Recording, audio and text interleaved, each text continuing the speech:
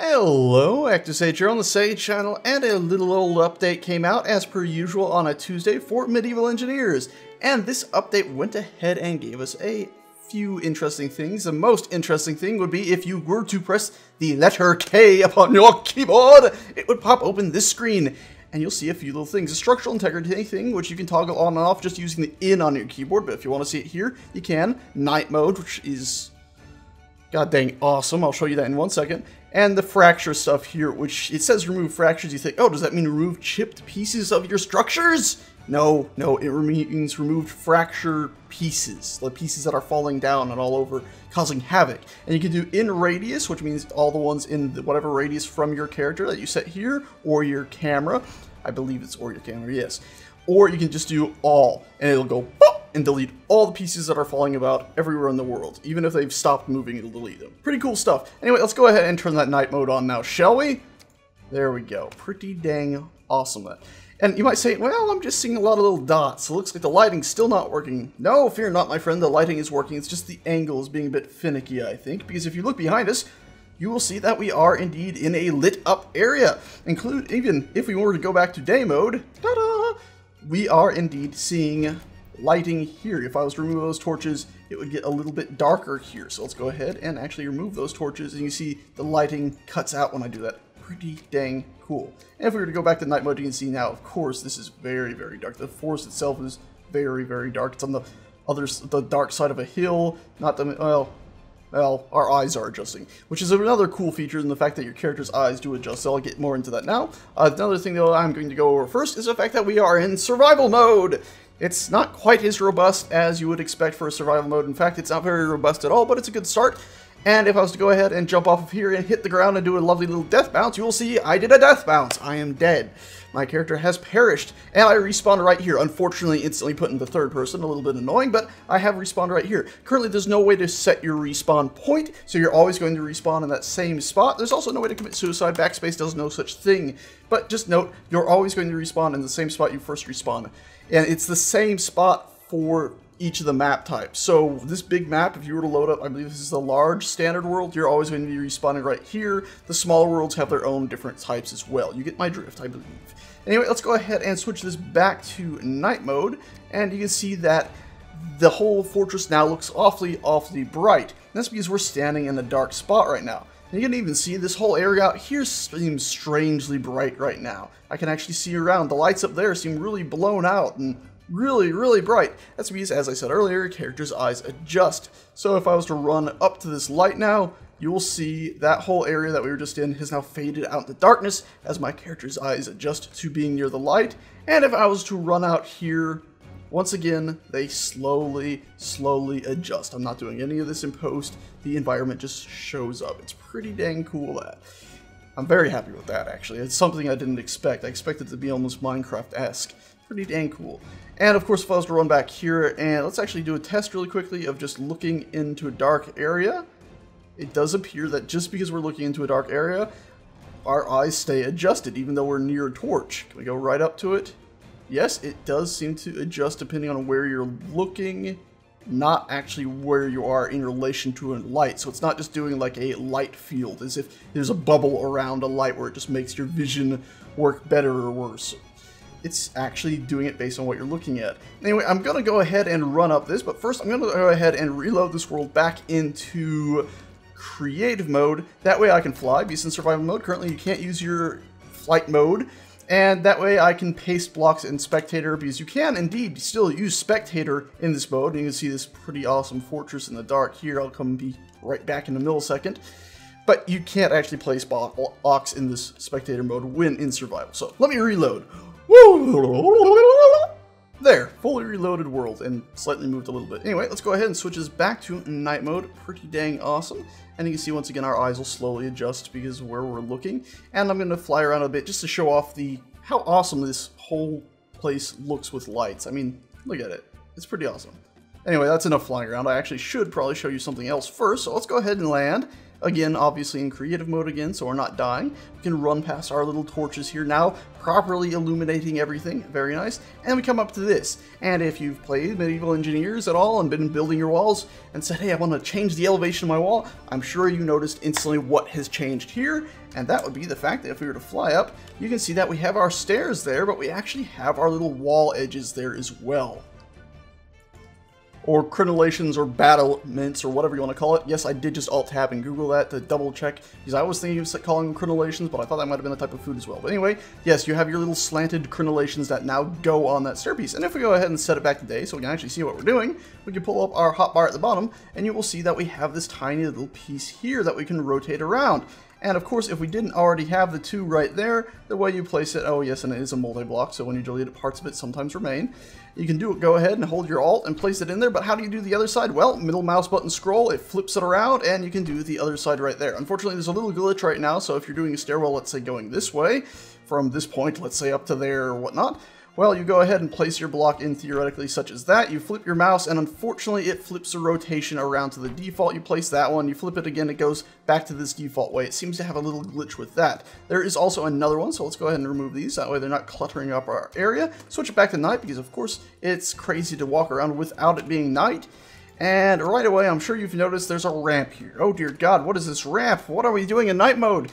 Well, the ramp is another new block they've added like this. It's pretty simple and straightforward. You can rotate it around like this and no other such way. Little unfortunate that. But you can do a mouse scroll wheel, and they have another version that faces up like this. Now, I believe the devs need to be cautious here, because they have a good chance to make a very uniquely different type of setup here. What I'm trying to say, in that ridiculously roundabout way, is that they could just have a single block, and I've mentioned this before, that you can rotate it every which way, and the textures on it will change. So let's say I wanted to rotate this up like the other block, I would simply do so, rotate it up and place it, and upon placing it, it would apply the correct textures. So if it was supposed to be an up and down way like this, it would apply the textures of this one here, even if when we were first placing it was still showing this rounder block texture at first. That's just something I feel that would make a lot of stuff more easy, so you wouldn't be needing the middle mouse button scroll between the two different types. Also, by the way, you might be looking at this and saying,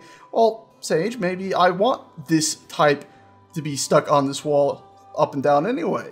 Why don't they just let me do that? Well, I don't know, it wouldn't be structurally sound for one, but for two, you could actually do that if you want. So we can go ahead and paste this in here, aim at it, and do a Control-C, and unlike in the past where you couldn't exactly rotate all these blocks around whichever way after you Control-C them, you can still do so now. And also you didn't have to do the paste in the air and then catch it thing I used to do. You can actually just go ahead and do so like this. So now you can place this in just like one of those other blocks, or rotate it around, not like that, silly pants. Oh dear God, there we go, like that, and even paste it in there like that. So pretty dang cool stuff in its own right, the fact that you can copy these around and build whatever random, strange, odd shapes you would like to build, even though they didn't exactly intend them to be like that. Now you can actually go ahead and place them in there if you want to. That actually doesn't seem to want to place. There we go, I had to fly forward, so it was actually forcing it into it, so when I pasted it, it was actually counting as a singular object. And let's just press in to check our structural integrity. Everything still looks fine and dandy, pretty much.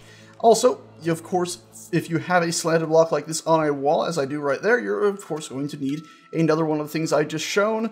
So basically you do the same thing I just did with the smaller one. I don't need to go over that again, but I should note that that same issue persists with the mouse scroll. So if you're going like this and you do a mouse scroll, it resets the rotation of it. It doesn't just flip it. So that can be a little bit annoying. Anyway, let's go back to night mode for real now and enjoy our lovely night walk straight up this place. It's a pretty damn cool sight to be able to walk up these places in the dark, and of course to have these little bits of light illuminating your way. And then if you get yourself stuck in the dark for too long, your eyes will of course adjust. So if you're to go ahead and stare out here, if our theory holds, it will adjust, and you can see a little bit in the sky. At least I can. Yeah, things are getting slowly lighter. It might still be too bright around me to really make much of a change, unfortunately. But yep, we can go up here, and I have some more things to show you. And let's get across these paths all the way up here. More ramps, more stairs, two stairs together, and then two of those little pieces to make one high point up. Up here is basically my way of showing off the lights on their own. So you can see this simplistic light right here, just a single torch on its own, produces that much light. A single brazier produces that much light. It seems like there's a tiniest little bit more. Yes, I'd say it's a little bit more for sure, actually. And you can actually see a little bit of a reflection in the stone almost. I actually like that a lot. The normal apps on these stones are really, really nice. And then moving on to these, we have a little fire, because of course they have the fire. So you can imagine having one of these tiny little fires out there in the forest, trying to keep yourself warm or at least safe from the barbarians, which can kill you in survival mode, I believe. And then we can go over here to 2 torches, producing a little bit more light, blowing out the wall a bit, and then 2 braziers really lighting things up, which is pretty damn cool. And we can go ahead and press, I believe it was T to shut them off, and everything will of course go into darkness. If I can aim, we can turn those back on. Pretty cool stuff. Let's go ahead and run over here. This is also a little something I've built just to sort of show things off. Torches at the top. It actually looks like you could almost imagine music pouring out of this if I only had some red carpets and large tapestries on the wall and maybe some people back here in another room producing music. I like it a lot, and I love the feeling of it. A big warm room that could just have music pouring out of it. I love it.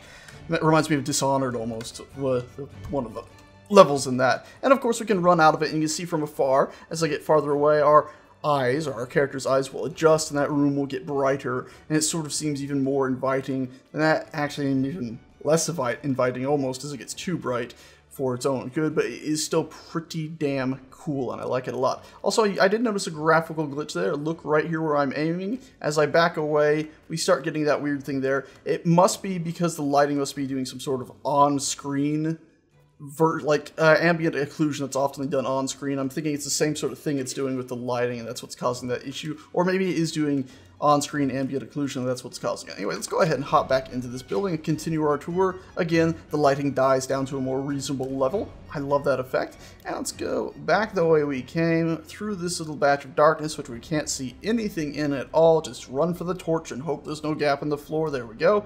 Thank the heavens. And we've made it back up here, where I have this strange little structure here, and I'm going to hop into spectator mode, and this is sort of my temple structure. Now, unfortunately, the lighting does seem to bleed through slightly as it's coming through the back side of that and hitting the normals and lighting them up, but you can sort of understand why I wanted such a big, bright light source in there to sort of make this tiny little mini temple thing I just have here, which I kind of adore.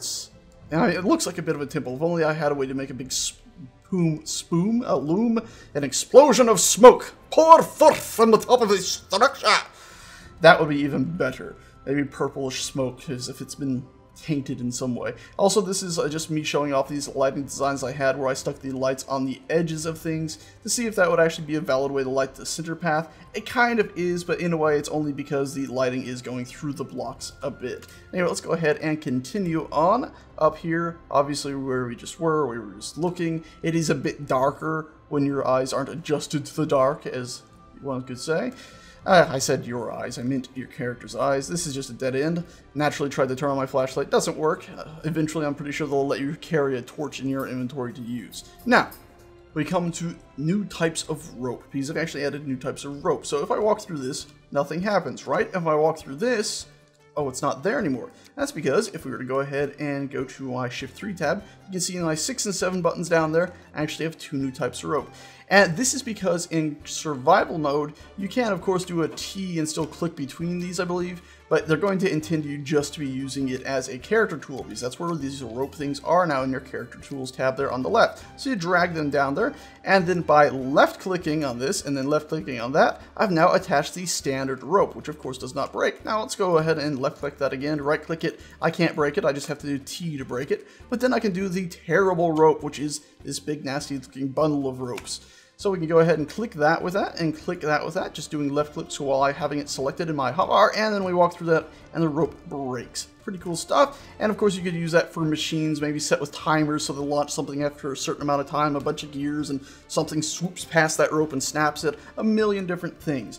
Over here though, we do have something that I originally had set up to demonstrate that, as well as another block they've added. You can see it up there. It's basically a release block where if you're using a tearable rope, which is the one I have set up here, if the rope bends around that attachment point in a certain way, it actually cuts the rope free. And to show how that works, I have this little one here, and unlike the others, you can actually press K on this, and now you can see that my UI is showing up a little bit. I wish I could hold Alt and click or something, or Alt and it would still let me adjust my camera. Unfortunately, I cannot. Anyway, just nitpicking again. And you can see with this, you can rotate this so it's now facing away from us, facing towards us. This is basically a cone, which if the rope enters that, it snaps the rope. And if you've decided, you know, I want to set the back to 0 and you can't quite get to 0, unfortunately, you cannot control left click to enter a number. That would be very nice if they add that. But you can right click to set that back to its default position. So I move that away, I right click, it goes back to default. Pitch is this way and that way on the object. And of course, the bottom one, the release threshold angle, that is this here. I'm surprised they do release threshold angle when this is supposed to be rope release settings. A bit redundant. Maybe they'll change that. Maybe they'll say cone angle or cone width or something of that sort. But you can see you can make it pretty dang big. In fact, to the point where that's just flat. So if the rope comes anywhere near that, it would cut. But of course, you could rotate it like so. So if it goes basically to the left side of the screen now, it would just cut the rope. Or of course, we could do it the other way around, like... oh dear, I've gotten myself turned around like that. Pretty cool stuff. Anyway, moving on from that, we actually have this machine designed to use it, and we have these little torch throwy things here. Maybe I should have made this beam longer, maybe I should be launching them from right here, not quite sure, but anyway, it's a basic little catapult thing where I've gone ahead and attached a rope, pulled this back. You could of course have it set to throw this simply by having this rope here be one that you could break, and you'd simply run through it like that, and you would set it off, or have another thing that flips over and breaks it really quickly. But this one, I just click on that and disengage the rope and it goes flying. So shall we do that and go ahead and launch one of these? And to do so, I'm actually going to go ahead and first one we'll launch, we'll do it just like this. Click, and away it goes, and it cuts the rope, and our little strange torch thing takes to the sky, and it's an angel flying about. It's enjoying its flight, it's buzzing about. It actually looks like a million different little pixies taunting a stick figure crossman. It's like, oh god! It's like a, fucking hell. It's like a scarecrow that was, being tormented by pixies and torn apart in the air. Let's go ahead and launch another one. Let's press J, that way it's not trying to snap to everything. We'll place it right there. Well, luckily there's not fire in the game yet, because I always fear this stuff is going to catch everything on fire. Set that, let's go ahead and pull this back. There we go. And let's go ahead and take you and, oh, actually I need to not do that. Let's left click with you and then left click with you, because I was just doing T. Unfortunately now I seem to have done something silly. Those two are not supposed to be connected. I could sort of have a chain of them, couldn't I? Maybe another time, but let's left click with you. There we go. And now let's go ahead and, well, it seems to be trying to get free. Let's set that free again. Oh dear, that one, well, it's still turned into another cross being hard. Oh, it's coming this way! The pixies are tormenting the cross towards us! Poor little scarecrow cross man. Oh, and then he got sucked into the earth. They even shoved him into the earth. That's a bit cruel. Pretty silly nonsense that, but it is entertaining to watch nonetheless. And of course, with the breakable ropes, it's a bit easier now to actually do. Let's go ahead and put this one right back where we put the first one, I think, around there. And once again, do the left click there, and, well, actually we need to pull this back. Oh, I've done a bunch of silly, haven't I? I pushed T on that and then T on that. I'm going to pull this back. There we go. And then I'm going to left click on that. There we go. So it still had my left click from that, and T was like a completely separate rope use. That was pretty cool. Anyway, once again, we can set that free. Let's actually go ahead and launch it while looking at it from another view like this. Oh no, I can't seem to access it with my character like I can in Space Engineers. It seems that whenever I switch back to my actual main view here, it takes control away of my character. If I do an F9 though, I can still control my character, and we can go ahead and press T and launch it, and there it goes into that tree, and once again gets possessed by pixies and begins having a wonderful, wonderful time. Or a horrible time if it really is a scarecrow and it's being tormented by them. Not quite sure why that happens, but it is a unique sight to see, nonetheless.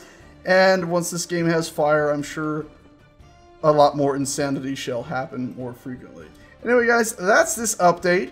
A lot more possessed things. Living scarecrow men being tormented by pixies. There you go. Anyway, guys, that's it. Nonsense. A lot of fun. I love the lighting. It's fantastic. I'm going to show you guys one last thing before I go, actually, and that is my huge humble abode that I recently showed, which isn't really humble at all, is it, if you think about it? So as I was saying, my humble abode at night, and of course the lights have a wonderful little issue here where they're not actually producing light. So it seems that I've actually not only reached the light particle count on this structure, but I've actually reached the amount of lights that can be actually producing light here, unfortunately. So we'll actually go ahead and really quickly run down to the bottom though. And by run, I mean drop, so we can go ahead and drop down our mega tower here. La la la, can't really see what's below me. Oh, la la!